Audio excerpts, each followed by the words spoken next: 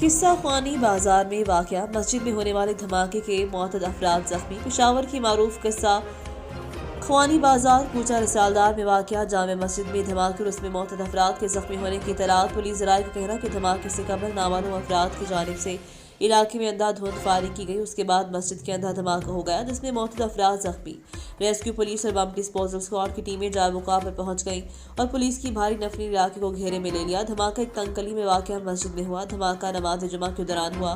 ہلاکتوں میں اضافے کا خدشہ۔ شہر میں ریسکیو کی بہترین سروسز ہیں لیکن گلی تنگ ہونے کی وجہ سے ریسکیو رضاکاروں کو آپریشن میں شدید مشکلات کا سامنا کرنا پڑا ہے۔ دھماکے والی گلی کے باہر 30 سے زائد ایمبولینسز کھڑی ہیں لیکن گلی میں ایک وقت میں صرف ایک ایمبولینس جا سکتی ہے جو صرف ایک زخمی کو لے کر آتی ہے اور ابھی تک 15 سے 20 زخمیوں کو ہسپتال منتقل کیا جا سکتا اور زخمیوں کی تعداد بہت زیادہ ہے۔